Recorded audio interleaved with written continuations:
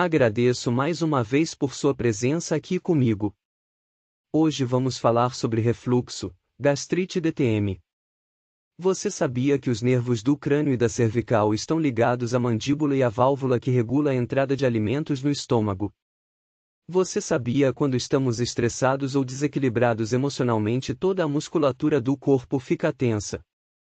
Desta forma nossas preocupações e pensamentos desequilibrados são responsáveis por ocasionar a DTM, o famoso bruxismo e também a gastrite e o refluxo.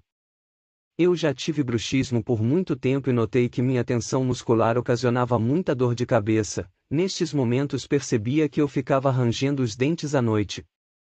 No meu caso a solução foi dormir com uma placa de silicone nos dentes e durante o dia prestava atenção para todos os momentos eu aliviar a pressão entre os dentes. No caso da gastrite do refluxo foi muito difícil para eu me tratar, muitos medicamentos para o refluxo provocavam muitos efeitos colaterais.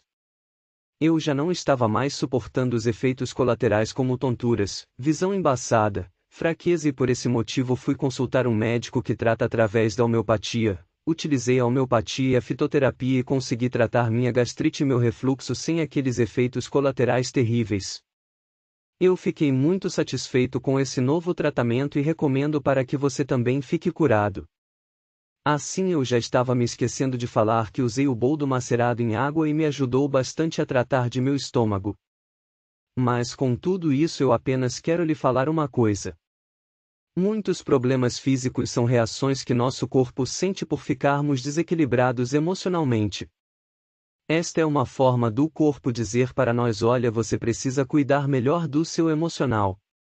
Então o que você precisa é aprender como equilibrar seu emocional. Que tal você assistir minha palestra que gravei em vídeo e ler meu livro? Você vai conseguir identificar os motivos, as origens e por que os distúrbios emocionais surgem em sua vida. Tudo tem um motivo e uma razão de acontecer. Os distúrbios emocionais são oportunidades que a vida concede para limparmos o que existe de errado em nossos pensamentos e nossos comportamentos diante da vida. Você vai aprender também tudo sobre depressão e ansiedade, tudo baseado em fatos reais. Fiquei sabendo que muitas pessoas, após assistirem à palestra e que leram meu livro, estão voltando a dormir melhor, estão conseguindo diminuir o uso de medicamentos e assim retornando a viver. Isso é o que eu desejo para você também e acredito muito que você vai ficar bem. Gostaria de pedir uma gentileza para você. Se você gostou de assistir esse vídeo, se inscreva em meu canal e deixe o seu like. Toda semana tem assuntos novos que faço exclusivamente para você.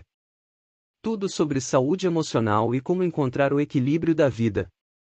Se cuide e fique bem.